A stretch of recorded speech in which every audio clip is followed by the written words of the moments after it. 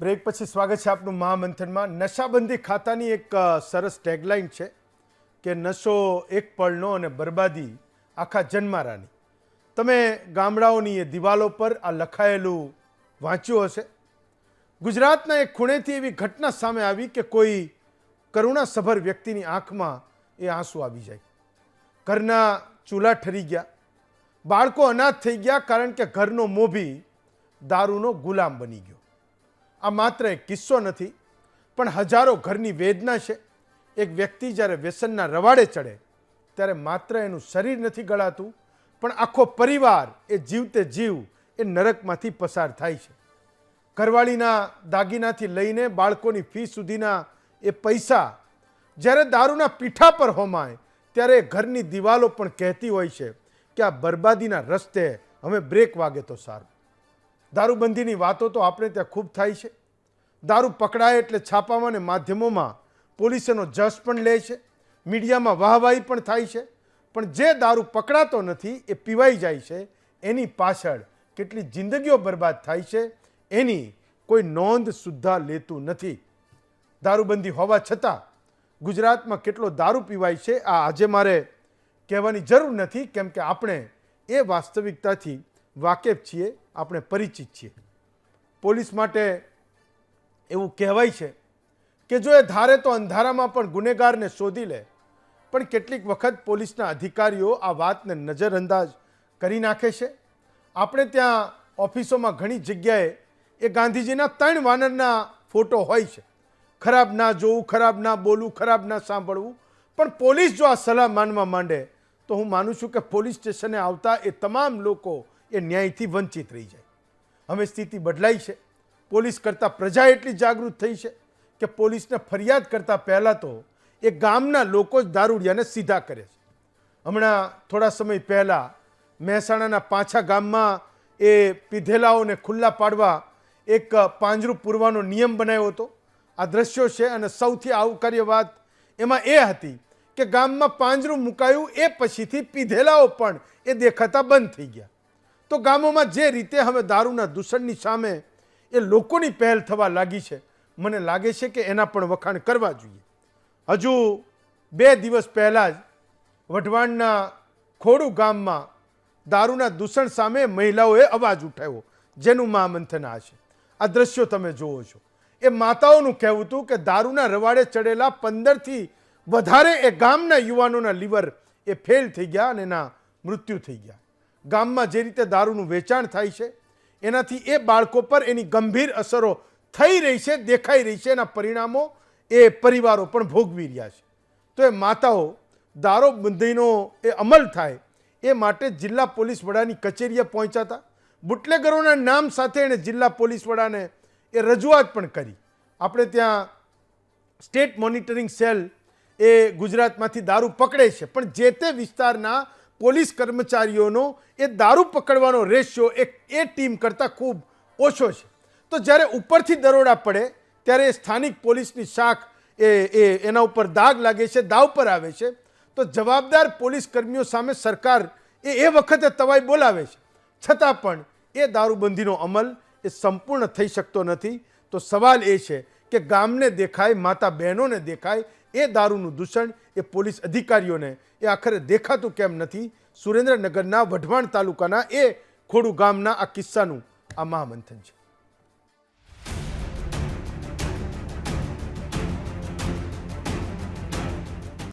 તો નશાના ખપ્પરમાં ક્યાં સુધી જિંદગી હોમાતી રહેશે? મહેન્દ્રભાઈ પરમાર છે, સામાજિક કાર્યકર છે, એ વઢવાણના છે, ને નાનુબેન મકવાણા છે, એ ખોડુ ગામના એ પોતે સ્થાનિક છે।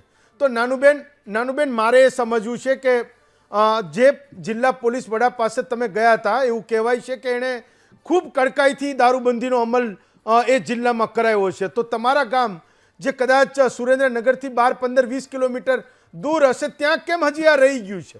નાનુબેન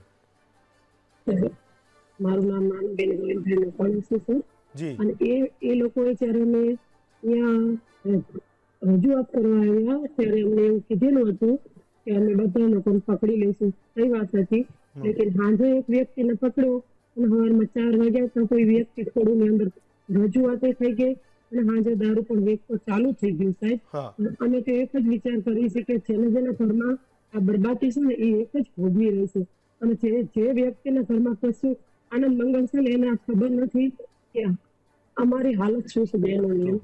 અમે બહેનો અત્યારે આજની તારીખની અંદર આ દારૂ રહે ને એ આદમી નથી પીતા, બહેનોના મગજની અંદર બહેનોના લોહી હોમાઈ જાય સાહેબ.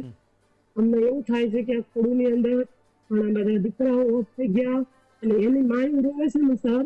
તો મેં આજથી કરીને 2 વર્ષ પહેલા મેં જ ઉપાડેલો જ હતો, અને ઘણી બધી વાર સાહેબો આવ્યા હતા, વઢવાણ મામલતદારમાં કહેલું હતું, પછી પોલીસ થાણામાં કહેલું હતું, સાહેબો પણ આવ્યા હતા, પણ અમારા ગામની અંદર આજની તારીખમાં આ દારૂ વિષયનો કોઈ જગ્યાએ બંદોબસ્ત થતો નથી, અને દારૂ બંધ કોઈ કરી શકે એવું મને લાગતું પણ નથી સર. ઘણી બધી બહેનો અમે મદદ કરી, પણ અમે બહેનો રહ્યા એ શા માટે આવું કરી છે કે અમારું ઘર બરબાદ થઈ ગયું. જે લોકો રહ્યા ને અમારા દારૂના પૈસા પીવે છે ને એ દારૂ નથી પીતા, અમારું લોહી પીવે છે બહેનોના. અમે બહેનો એટલી બધી હેરાન ને એટલી બધી અમારી અત્યારે હાલની અંદર મજબૂરી છે સર કે આ ખોડુની અંદર જ કેમ આ બધું બની રહ્યું છે. હું મહેન્દ્રભાઈ, ખોડુની અંદર જ આ હું એ નાની બહેનની સાથે, હું એ તમામ માતાઓ બહેનોની સાથે હું તમને પણ એ દ્રશ્યોમાં જોઉં છું. મુદ્દો એ છે કે આટલા બધા, એટલે આજે એ સિનિયર સિટીઝનના સ્તરે પહોંચેલી એ માતા બહેનોએ પોલીસ વડાને રજૂઆત કરવા જવું પડે, તો એ ગામના લોકોએ પહેલાંય કોઈકને કીધું તો હશે, પોલીસ સ્ટેશનને ખબર તો હશે, જિલ્લાના પોલીસ વડાને ખબર તો હશે, એ તો બદલાતા રહેશે, એમને પહેલાં કીધું તો હશે. આ માતાઓએ એ ડીએસપી પાસે કેમ જવું પડ્યું? હેમંતભાઈ, પહેલા વીટીવીનો હું આભાર માનીશ કે સુરેન્દ્રનગરના નાના એવા ગામ ખોડુના જે દારૂનો પ્રશ્ન છે એ બાબતે આપે જે સહાનુભૂતિ દર્શાવી અને આપે જે મીડિયામાં દર્શાવ્યું એ માટે થઈને હેમંતભાઈ આપનો આભાર માનું છું.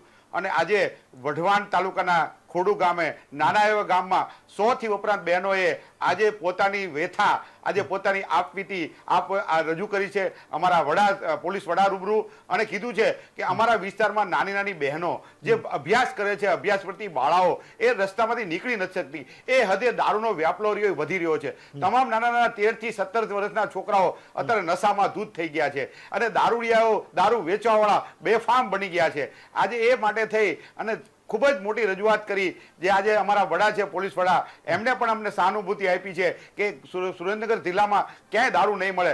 પરંતુ આ વ્યથા, આ મહિલાઓની વ્યથા ક્યાં સુધી લાંબી ચાલશે? આજે કોઈ વ્યક્તિ પોતાનું ઘર ચલાવી નથી શકતો, આજે કોઈ માતા રહી એ પોતાના દીકરાને મરતો જોઈ રહી છે. આજે જોવામાં આવે તો કોઈ 40 વર્ષની પત્ની છે, એનો પોતાનો પતિ આજે રીબાઈ લીવર પતી જવાથી દારૂના નશામાં મૃત્યુ પામતો જોઈ રહી છે. તો આ એ મહિલાની શું પરિસ્થિતિ હશે? એના કોણ આંસુડા લૂછશે? આજે એ પરિસ્થિતિમાં આજે સુરેન્દ્રનગર આખો જિલ્લો આજે દારૂના ખૂબ જ મોટા નશામાં વ્યસ્ત છે. આજે જોવામાં આવે તો 2 દિવસ પહેલા જ 30 લાખ ઉપરનો દારૂ પકડાયો હતો. આજે જોવામાં આવે તો 24 કલાકમાં આજે 12 કરોડથી પણ ઉપરનો દારૂ પકડાનો છે. આજે તમામ વિસ્તારોમાં આટલી મોટી સંખ્યામાં દારૂ ખૂબ જ મોટી પ્રમાણે વેચાય. આજે વઢવાણ જોવામાં આવે તો વઢવાણ પણ મોટું હબ છે દારૂ વેચવા માટેનું. આજે જોવામાં આવે તો ત્યાં પણ 70 થી વધારે નાની ઉંમરના, 40 વર્ષથી નાની ઉંમરના છોકરાઓ મૃત્યુ પામ્યા છે. આજે જોવામાં આવે તો 40 વર્ષથી નીચેની વિધવાઓ પણ બિચારી અત્યારે વલોપાત કરી રહી છે કે આ દારૂ ક્યારે બંધ થશે, દારૂ ક્યારે બંધ થશે, થઈ જશે. એની આ વ્યથા છે સાહેબ. મહેન્દ્રભાઈ, એક નાનકડો મુદ્દો તો એ પણ છે કે એ દારૂ બનાવનારા લોકો એ ગામના જ છે કે બહારથી લાવીને એ વેચે પણ છે, અને આ તમામ વાતો એ કાયદો અને વ્યવસ્થા જાળવવાની જેની જવાબદારી છે પોલીસને પણ ખબર છે. તમામ પોલીસને ખબર છે સાહેબ આ દારૂ ક્યાંથી આવે છે, ક્યાં બને છે, કોણ લાવે છે, કોણ લાવી દે છે, કેટલા વાગે લાવે છે, તમામ વસ્તુથી માહિતગાર છે. બરાબર, ધારે તો 24 કલાકમાં દારૂ બંધ થઈ જાય, દારૂ ક્યાંય મળે નહીં, એક ટીપું પણ મળે નહીં, છતાં પણ દારૂની રેલમછેલ છે કે આ બુટલેગરના નામ તમે પોલીસ વાળાને ચાલતું હોય. હા, એટલે કે બુટલેગરના નામ તમે પોલીસ વાળાને આપ્યા, કારણ કે ગામ વાળાને ખબર છે તો પોલીસને પહેલી ખબર પડવી જોઈએ. નામ સાથે નામ સાથે અમે અરજી આપી. અમે કોઈથી ડરવા વાળા વ્યક્તિ નથી. હજુ વખતે અમારી મહિલાઓ એટલી બધી ત્રસ્ત થઈ ગઈ છે કે હવે જીવવું ચલો, હું ખૂબ જ એ કઠોર અપેક્ષા બની ગયું છે. રાખું છું. એવા સંજોગોમાં અમે બુટલેગરના નામ આપી અને ગામમાંથી ખોડુ ગામમાંથી સદંતર દારૂ બંધ થાય હું એ એવી અમારી અપેક્ષા રજૂઆત રાખું છું. અમે એસપી કચેરી મહેન્દ્રભાઈ. એસપી સાહેબને રજૂઆત કરી છે. મહેન્દ્રભાઈ, હું એ અપેક્ષા રાખું છું જી કે સાહેબ. પ્રેમસુખ ડેલુ ખૂબ સારા અધિકારી છે.